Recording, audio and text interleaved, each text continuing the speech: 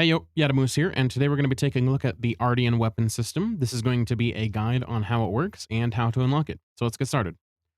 So first, to unlock the Artian weapons, you're going to need to complete the low rank main story quest line, and that will unlock the tempered monster system for you. These tempered monsters are going to start becoming available after that, and those are going to be where you're going to get your pieces from. In order to find your tempered monsters, you're going to head onto the map, and you're going to hover over each area, and they'll have a purple glow to them. That's going to be a tempered monster, and you can find them in pretty much every region. They will spawn randomly, so this is a little bit of RNG. Once you found one, the type of monster or the difficulty of the monster will determine what kind of rarity parts you get.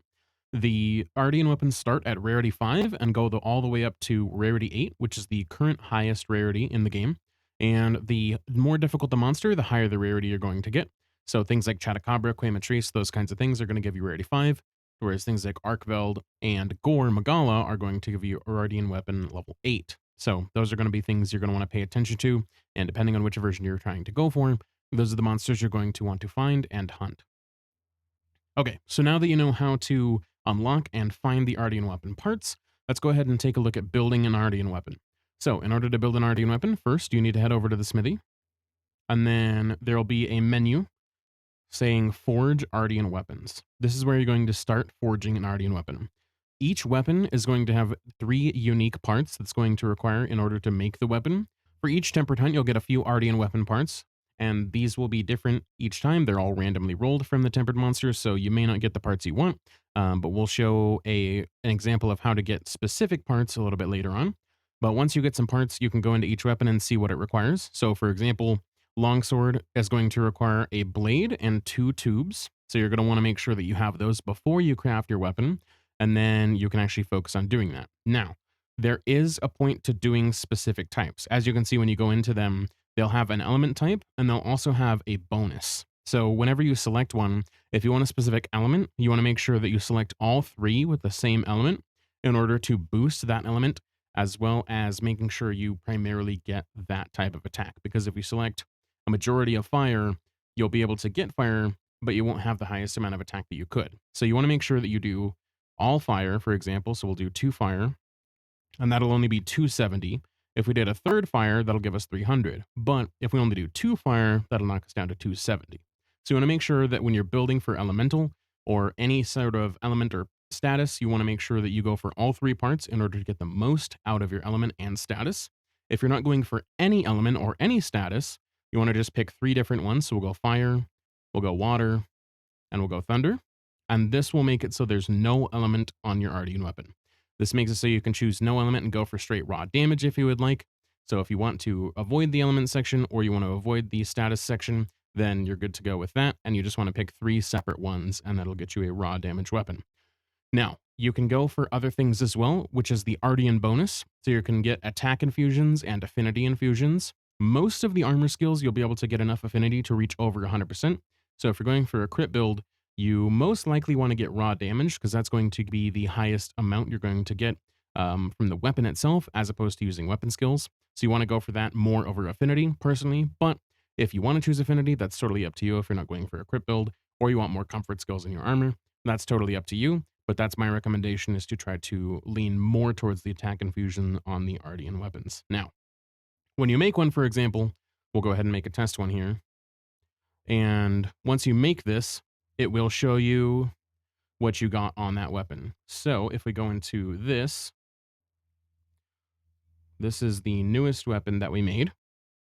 And if you go over here, the production bonus that we got was attack infusions. So these are random whenever you make the weapon, and that'll happen randomly as you create each of them. So if you're looking for a perfect roll, you might have to remake a few of these, but that's something to pay attention to when you actually do make this weapon. We are in the reinforce menu as well. So there's another section below production bonus called the reinforcement bonus. This is where a lot of the RNG comes into play for the most part, because this is going to require upgrading.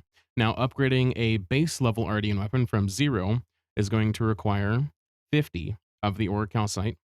So you're going to need to make sure you have a lot of these materials or a bunch of these smaller materials in order to actually upgrade this to max. Small side note, if you're having trouble getting ore calcite, there's 2 methods you can get it. One is being Ta, It's going to be a passive income of it through the festival shares. This will build up over time, and this is something you can check periodically to get those materials for upgrading Artian weapons, but of course, that's going to take some time, so that's not exactly the best method of getting them, but it is a nice thing to check in passively with. The second thing is you're going to want to go over here in the oil well basin, and you're going to want to check out the smithy at the smelting foundry, and they are going to be able to smelt the ore for you. So the best way to get these is if you have gems. Obviously, you can trade in any monster part you can see here, but if you have the gems specifically for monsters, like Uthduna water gems, things like that, those are going to be your big ticket items, and those are going to get you the most ore calcite. So if you're looking for that, then you want to go on the map, check for investigations that have guaranteed gems, or eat for a carver buff and try to get those, as that will be your best way to get these quickly. Now, if we were to upgrade it to max, you'll see that all those mystery marks on the right-hand side there, those are all random, and this is going to be an RNG roll on what we get here. Most of the time, you want to go for attack, but again, it depends on what you're going for, so this might vary from person to person. But as you can see, if we look at it here, our reinforcement bonus ended up being sharpness, affinity, attack, sharpness, and attack. So it's not a bad one. I would have personally liked more attack on mine. 4 out of 5 is usually a really good roll if you want attack. That's what I would recommend. But again, totally up to you and what would you like as far as comfort and what you're going for in a build. So that's how reinforcing and that's how building an Artian weapon works. Now, if you're looking for specific weapon parts, a way you can do it is you want to head over to Suja, and there's going to be a system where you can trade in for specific parts. This is going to be a melding system. So you'll come over to VO right when you spawn, and you're going to use the melding pot. And what you want to do is you want to meld for relics. And this is going to specify the kind of relic you want. Now, there's a few different options here. You can do a random relic fragment if you don't care which piece it is, or if you're looking for specific pieces and you don't know if you're going to be able to get them from the tempered versions of monsters, then you can specify which part you need, being the blade, tube, disc, or device. And you can grab any of these if you would like. They do say rarity 7, but when they turn out, they do actually go into rarity 8.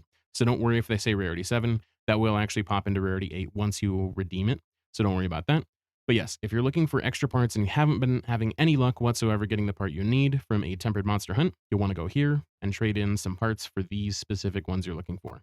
Now, if we go in here, you get silver relic tickets, and then the main ingredient that you can trade in for these is Wyverian bloodstones. You get these from hunting tempered monsters and breaking tempered wounds. So if you're hunting a monster and you break a wound, you're going to get one of these parts from it by breaking a blue-looking wound. So whenever you're on a tempered hunt, you're going to want to look out for those, so that way you can get these materials, and that way you can specify which pieces you want to build your Artian weapon. So that's how to get specific Artian weapon parts, that's how to unlock the Artian weapons, and that's how the Artian weapon system works. I would definitely recommend playing around with this and seeing what you like best, whether it be elemental, whether it be raw, whether it be attack infusion, whether it be affinity infusion, whatever works best for you, play around with it, experiment. It's quite a cool system, and yeah, enjoy. Hopefully you can find the perfect Artian weapon for you. Thanks for watching, and take care.